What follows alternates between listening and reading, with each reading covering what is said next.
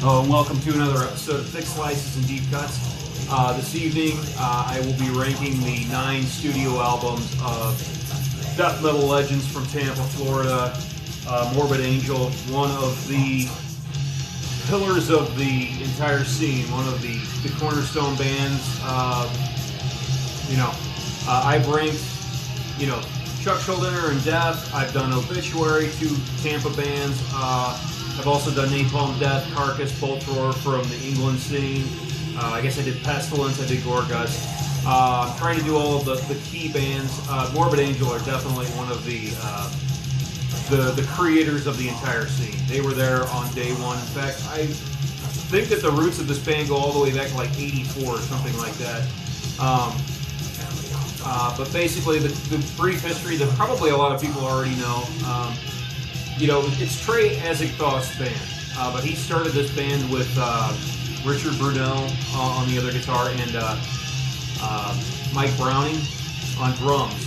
And Mike Browning, I guess we'll get this out of the way now. I only have it on cassette, but they did a demo in '86, and it was released later on called Abominations of Desolation. But Mike Browning is on drums and vocals on this, and he left right after this was released. Richard Brunel was also on guitars on this, and David Vincent helped them record this.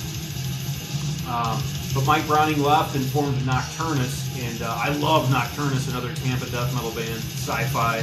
The Key and Thresholds are 2 of my favorite albums. But he leaves. They must have had a drummer or 2, but then they bring in Pete Sandoval from Terrorizer, who had done World Downfall at Morrisound Studios in Tampa with David Vincent, doing session work on bass, and that was produced by Scott Burns. Anyway, so there's your brief history, but I'll get to this later, but all but one of these songs are re-recorded and reappear on proper Morbid Angel releases in the coming years. But just a little footnote there. If you like Morbid Angel and you want to hear their demo days, this is like 42 minutes or so of demo material. I don't know if it's essential, but it's cool. It's cool to have. It wasn't essential enough for me to get it on CD, so I had it on tape back in the day. So there you go. Again, 9 albums. I've seen so many people rank the Morbid Angel catalog that I kind of wanted to stay away from it and try and find bands that not everyone had ranked, but you got to rank Morbid Angel. I mean, I love progressive music, thrash, death metal, and this is just one of my favorite bands. I mean, I was into them from pretty much from the get-go. So we will we'll get into it. I think I had a pretty easy time picking my top 4, and I had an easy time picking my bottom 1, which will come as no surprise. But there were 4 in there that I had some trouble with, but we'll go through that. So okay. One other thing, they're on my coffee thermos of fame. I don't know, can you see that? Is it in focus? So I have them on there. Okay. So coming in at number 9, I don't know anyone that doesn't have this as 9. This is everyone's number 9. This is legendary and not for anything good. But at number 9, I have their 8th album from 2011, Illud Divinum Insanus. This is the return of David Vincent. He had been gone for some time. This is his first appearance in 16 years between studio recordings. He'd been with the band for years prior to this as they were touring. Okay, let's see. This is legendary along with like Celtic Frost, Cold Lake, or I guess Metallica's Saint Anger, or didn't Megadeth do Risk? Stuff like that. It's just legendary for like stylistically being like, what are they doing? So track 1, Omnipotence or Omnipotence. It's just this corny synthesizer intro that goes into a song called Too Extreme. It's like techno dance meets, I guess, their attempt at something brutal. It's just annoying and terrible and corny, and it's just unfortunately has David Vincent's fingerprints all over it. Although they say that I was looking at the songwriting credits, and outside of the terrible lyrics, it sounds like Trey Azagthoth actually wrote the music for it, so that's kind of disturbing. It's just corny. It's just corny crapola. I had to listen to this CD 3 times for this review. I think I'd never really listened to it once all the way through up until the last few weeks. Let's see. Next, you get Existo Vulgore. This is them attempting to do the death metal thing. So they kind of ping pong back and forth between this techno dance thing and death metal, but it's fine. It's the kind of death metal that's just kind of run of the mill and not nearly as memorable as you know, things that they've done in the past. Also, David Vincent's vocals are way too loud in the mix. The next song, Blades for Baal, is, again, it's death metal, so you get about 8.5 minutes of techno dance goofy stuff, and then you get about 8.5 minutes of you know, of Morbid Angel death metal after that. But then you go back and then you ping pong back to I Am Morbid, which is just another techno dance industrial stupid thing. It's terrible. 10 More Dead is the next track. That's kind of a groovy one. The riffs might be okay, and you might be able to deal with this kind of groovy one, but just the way David Vincent delivers the vocals, it's just like almost like he's rapping. Kind of kills that. Then you go into more techno dance with Destructos versus the Earth / Attack. It's just, you know, it's just like March. It's just bad. It's just, I cannot believe, why did they put the Morbid Angel logo on this? Then you come back with the track Nevermore, which I had heard. I think that was done well before this album was released, and that's pretty standard death metal stuff. But again, it's not as good as their previous death metal. Beauty Meets Beast is fairly death metal, but that title kills it. Then you go into Radical, which might be the worst of the techno dance tracks. It's pretty bad. And then you finish it with another like noisy industrial techno one called Profundus Mea Culpa. So you really just, you have, it's bookended by industrial nonsense, and you've got only like 4 tracks that maybe are death metal, and it's just littered with Too Extreme, I Am Morbid, Destructos versus the Earth, Radical. I mean, 10 More Dead is, it's painful stylistically to hear what David Vincent did with this band. And he stuck around for a few years after this too, and then I guess they dismissed him from the band, and he went on to do country music. So it's just, man, you know, and he has his own Morbid Angel band called I Am Morbid, but I thought when David Vincent was back in the fold, I was excited, and then you hear this and you're like, okay, I was wrong, get him out of the fold. We're done with David Vincent. We've heard enough. We've seen enough, too, at this point, with that cowboy ad is. Also, Pete Sandoval isn't on here. You've got Tim Young, who comes in and does session drum work. I guess he's fine. Why bring in an excellent drummer if all you're going to do is use like industrial sample beats? But you've also got Destructor from Zyklon. He's a guitar player out of Norway. He was on for just this album cycle.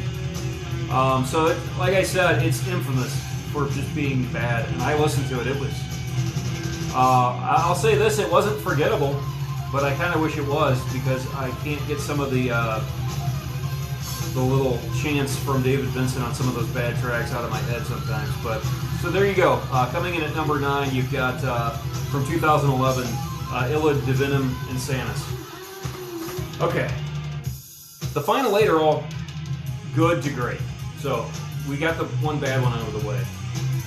Coming in at number 8, I'm going to go with their most recent one from 2017. I've got Kingdoms Disdained. This is with Steve Tucker on vocals. So Steve Tucker had left after the 7th album. They put out this one, which was the 8th album. And now Steve Tucker is back in the band. And at this point, Trey has a different drummer than either Pete Sandoval or Tim Young. It's Scott Fuller. And they have a guitar player, I guess, that provided a few solos and is now part of the band. Vadim Von? I'm not sure. It's a guy from Russia. But you've got a fairly new lineup, but at least you have Steve Tucker on vocals. I like the production on this. The drums are a little up in the mix, but I like the true classic death metal quality of it, where it's kind of raw, but you can hear everything, and it just has that good vibe to it. My problem with this album is nothing is memorable. So you've got Piles of Little Arms and DEAD. Garden of Disdain is probably my favorite track on here. The Righteous Voice, Architect and Iconoclast is pretty good. Paradigms Warp, Pillars Crumbling, For No Master is not too bad. Declaring New Law, From the Hands of Kings, The Fall of Idols. I just, you know, Trey's guitars are a little buried on here, but I don't think that's necessarily the problem. It's just nothing he plays is melodic or memorable. And I'm not saying you want it to be melodic. I'm just saying I don't even know what he's doing on guitar. Everything just seems kind of unmelodic and chromatic and low, and it's just nothing jumps out. So my problem with this is a song like Garden of Disdain, which starts out with a lot of promise and great rhythms. There are great rhythms on here.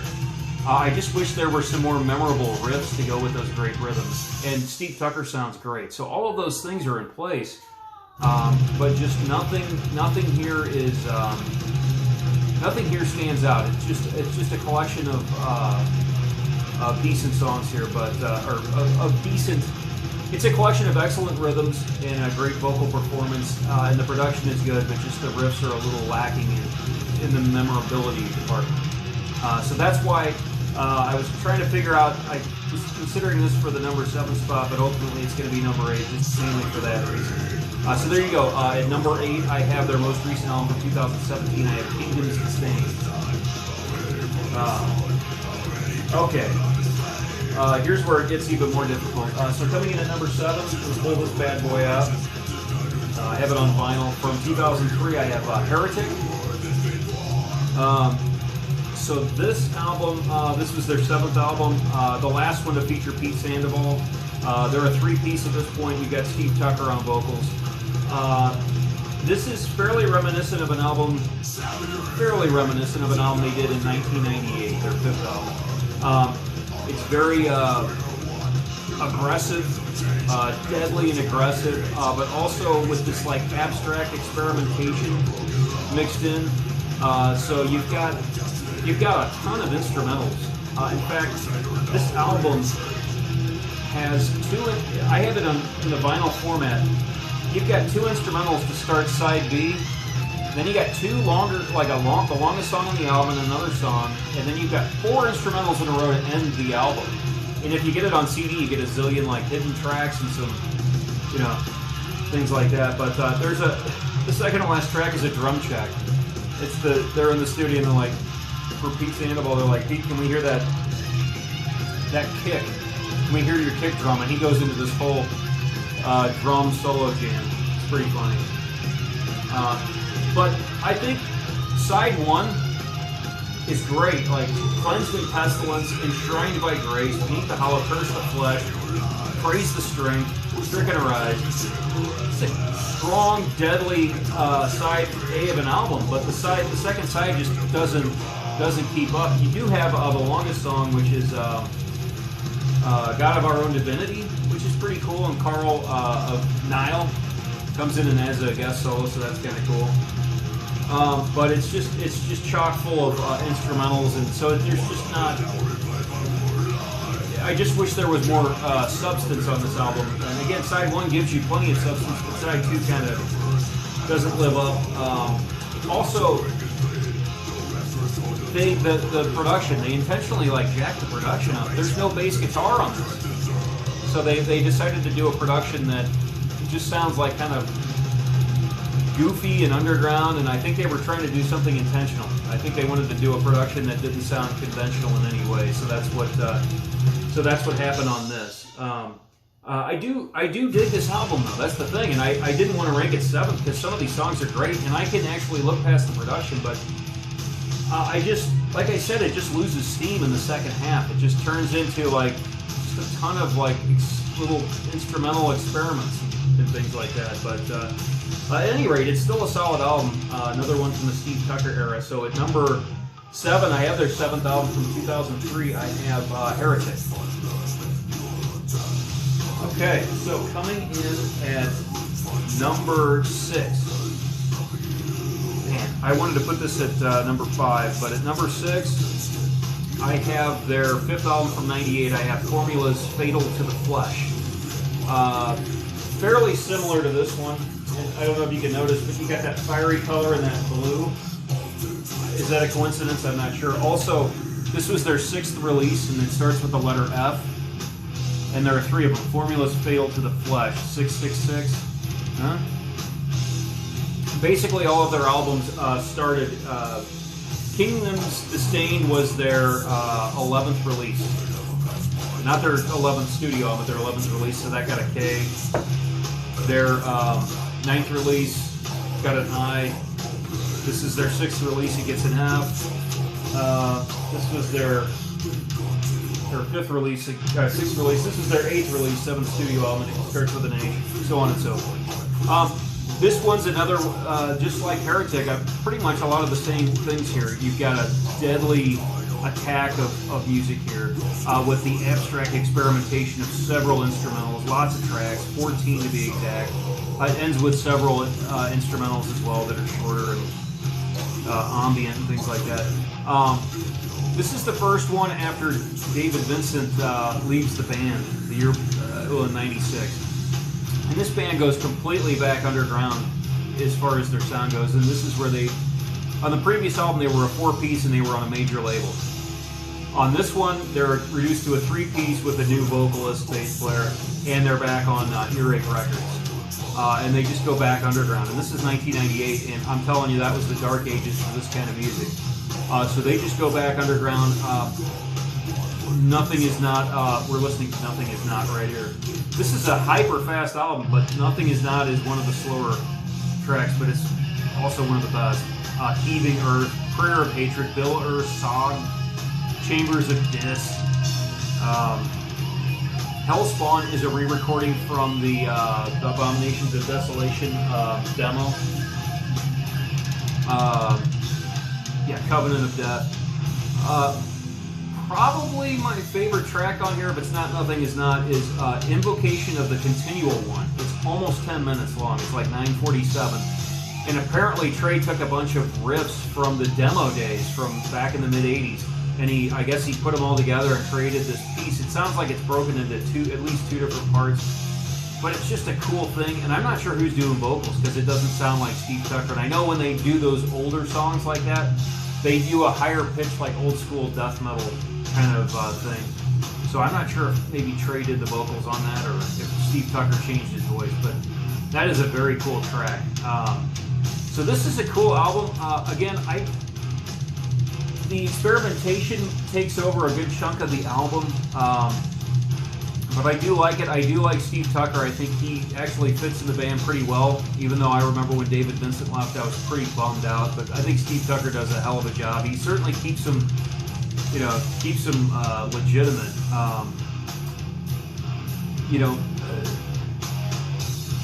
It's probably a little less memorable in spots, although Nothing Is Not as great. Like I said, Invocation of the Continual One is great. There are some memorable tracks. I mean, I've got it at 5. I've got it at number 5 of the Morbid Angel. Actually, I'm sorry, I do have it at number 6 of the Morbid Angel catalog. It was tough. It was tough to rank these. I just thought that this album is better than Heretic.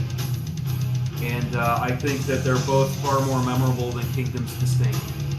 So that's why I'm putting this one at 6. But and also, this is one, I think Trey pretty much wrote everything on here. I'm not sure about lyrics per se, but musically this is all Trey. There's no collaboration with David Vincent or anyone else. But so there you go. Coming in at number 6 from 1998, I've got Formula's Fatal to the Flesh. Okay. Coming in at number 5 from 1998, I've got Gateways to Annihilation. This is the second one with Steve Tucker, the one after Formula's Fatal to the Flesh, and also with the return of Eric Rattan. I think the reason I like this one the most is it's a little more memorable. This one is very atmospheric. It's the most atmospheric of the Steve Tucker era. And it's a little bit slower. And by slow, well, He Who Sleeps is slow. There are some slow passages. I'm just saying it's more mid-paced, but Pete Sandoval doesn't mean he's not playing the hell out of his double bass kit. But really, the only song that's blitzing is To the Victor, the Spoils. I think opening of the gates gets a little aggressive at times. You know, God of the Forsaken. There are some aggressive tracks on here, but it just seems like the other thing I like about this is the songs are already baked in atmosphere, so they keep the instrumental things to a minimum. It opens with the sound of frogs, Kawazu, and there's a track called Awakening that's only a minute and a half. So the instrumental stuff does not get in the way of the bulk of this album. Summoning Redemption is 7.5 minutes long. Ageless, Still I Am is good too. These are more mid-paced songs, longer songs. At One With Nothing, you know, just an excellent album. By the way, the Dan Seagrave artwork is great. See, for the longest time I thought that was the cover, but you get a really nice Dan Seagrave cover art right there. So I'll pick up the pace just because I got to get through all these. But at number 5, I've got Gateways to Annihilation from 2000. That takes care of the Steve Tucker era. He was involved in 4 albums, and those were just ranking 7, 6, and 5. So here we go. The top 4 were never in question. It was just a matter of how I was going to order these. So at number 4, could be a surprise to some, but I'm going to go with 1993's Covenant. I love this album. They're on a major label for the first time, reduced to a 3-piece. You know, Rapture had a video on Headbangers Ball. God of Emptiness was probably the most experimental track on here. They got the 7 strings out, did a slower one, and David Benson sings a little. So that was awesome. Pain Divine is aggressive. World of Shit, The Promised Land was a 7-string one that starts off slow and picks up. The Lion's Den. Angel of Disease is a re-recording from the demo. Sworn to the Black's probably my favorite thing on here. Fleming Rasmussen did the mix on this. Fleming Rasmussen who did 80s Metallica does the mix. Otherwise, they're in Morrison recording there. I used to have the cassette for the longest time before I got the CD. I think this is excellent. This is a very focused album. Very deadly, very focused, a little bit of experimentation. A lot of people consider this like their second best album. I love it. I'm putting it 4th, and I'll explain my ranking when I'm done here. But there you go. Their 3rd album, thus it starts with the letter C, Covenant. Pete Sandoval is just out of his mind on this, by the way. Okay, coming in at number 3, I probably have this ranked higher than most people, but I love this album. The follow-up to Covenant starts with the letter D. From 95, I have Domination. They bring in Eric Rattan for the first time. There's so much melody on here, and there's a good amount of experimentation. Dominates a great blitzing opener. Where the Slime Live, he has a slimy effect on his voice. They had a video for that. That's the kind of experimentation you want to see. It's this band pushing to see, you know, how big can we get with this thing. Eyes to See, Ears to Hear is great. Nothing But Fear, Dawn of the Angry, This Means War. And then the rest of the album is experimental, and I think this is where a lot of people drop this album in the rankings, because you go with Caesar's Palace, which is different. Certainly experimental to say the least. I don't mind it as much, but I can see why it turns people off. It's a little, you know, Hail Caesar, you know, some of the vocal patterns and things, and it's mid-paced. There's a 2-minute instrumental called Dreaming. You know, Inquisition Burn With Me is a mid-paced one. It's got different kinds of lyrics. Hate Work is like an orchestra type song, but with David Benson just going all at it on the vocals. Not really any drums, per se, on that one, but I love it. It's their 2nd and final one on a major label. I guess it was Giant Records, which is a division of, I don't know, I'm going to guess Warner Brothers, I'm not sure, but I really dug the album. I saw them on this tour with Dissection and At the Gates opening. It was great. By the way, I saw them on tour twice for Covenant, too. I saw them at Mississippi Nights with Creator and Paradise Lost opening, and I think Eric Rattan was the 2nd guitar player then. And then I saw him in like 94, I want to say, with just as a 3-piece. With Crowbar opening, that was at Club 367. So I saw him 3 times with the classic David Vincent era. But there you go. So coming in at number 3, I've got Domination from 95. Okay, we're down to the final 2. Have I mentioned either of these? Here's one thing. I've seen a lot of people rank these albums, but I've not seen anybody not put this one number 1, but I'm putting it number 2. So at number 2, I'm going with their debut from '89. Starts with the letter A. I've got Altars of Madness. You know, you've got David Vincent and Trey, but you've got Richard Brunel on guitars. You've got, you know, You got Pete on drums. This is just all classic songs. Immortal Rights, we're listening to Maze of Torment. This opened with Chapel of Ghouls, Visions from the Dark Side, Suffocation, Damnation, Evil Spells, Blasphemy, Bleed for the Devil, Lord of All Fevers and Plague. Everything on here is classic. Mine even comes with a DVD from the Live at Nottingham, where they play all 10 songs. I love this album. It's an absolute classic. I don't know, I don't know if I got this one first or second, but I feel like I've had it since the moment I've known about the band. It's a great album. It's a great album. I can't say anything bad about it. It's the best 80s death metal release. Of any of those 80s classic 80s death metal albums, this is the classic one. My only knock might be that David Vincent's voice is a little higher pitched than like his great vocal work on like Covenant and my #1 album, and even Domination. But it's still cool and it works for these songs. And a lot of these are from that demo era, like Lord of All Fevers and Plague, Chapel of Ghouls, and Evil Spells. I believe all three of those are from that demo. So there you go. Just an absolute classic album, recorded in Morris Sound. Tom Morris. Digby Pearson was there on hand to help produce as well, or at least he wanted to see what was going on. But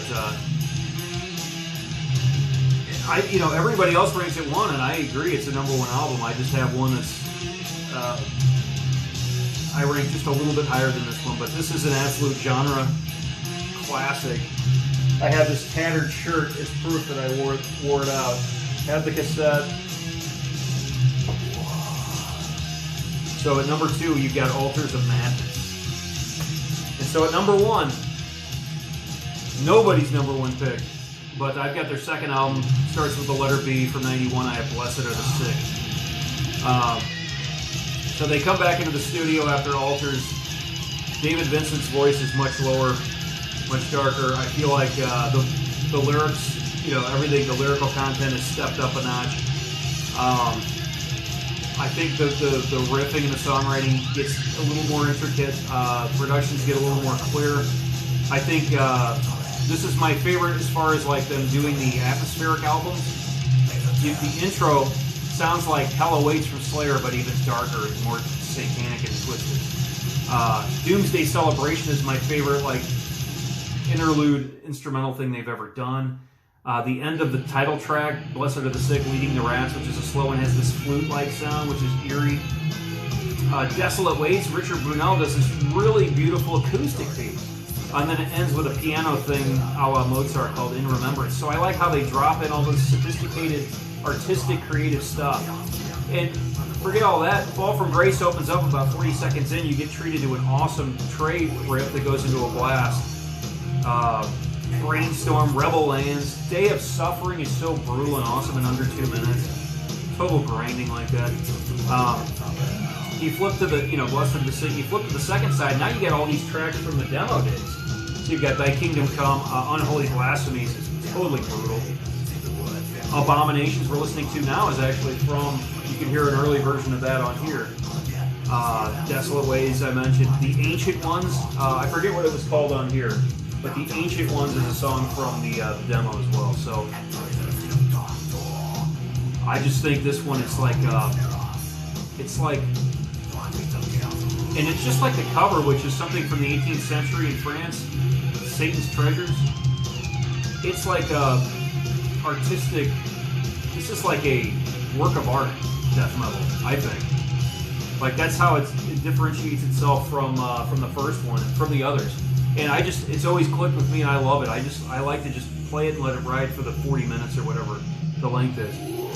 So there you go. Let me rank these real quick again. So coming in at #9, you've got obviously Illage, Venom, and Sanus.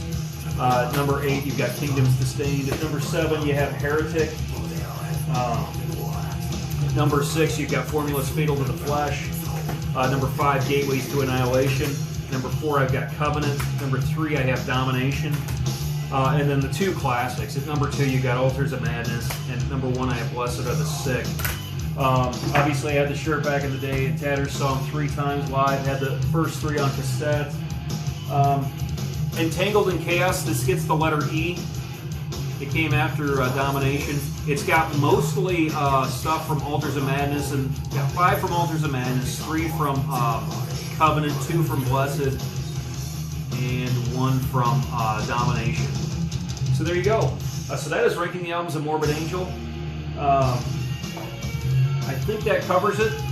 I showed the coffee thermos. We ranked the albums. Oh, real quick, just to show you, they had albums in pairs, and so like the first 2 are kind of linked, and then the next 2 were on major label, and they're kind of linked, and then the first 2 with Steve Tucker are kind of linked, and then Heretic didn't have one to go with it. There was like this long gap, and then they put out Illid, the Venom and Sanus, which was a mess, and then they just tried to reestablish the brand with Kingdoms Disdained. So, but the first 6, Altars was deadly, Blessed was atmospheric. Covenant was deadly, Domination was more experimental and atmospheric. Formulas was deadly, Gateways was more atmospheric. And I always picked in those pairs, if you notice in my ranking, I always picked the atmospheric one over the deadly one. Not that I didn't like them both, but I always leaned, I ranked them in those pairs all the way to the number 1, and I always picked, like, Gateways is at 5 over Formulas. Domination was at 3 over Covenant, and Blessed was at 1 over Altars. So that was kind of my thinking on the ranking. And that's why Heretic could not break into my top 6, because I really dig the top 6. But I dig this one, even though it's got flaws and people kind of rail on it. I think it's still worth listening to, and I think the first half of it is totally worth listening to. So there you go. There you have it. That is ranking the discography of Tampa death metal legends, Morbid Angel. So thanks for watching, and I will see you next time.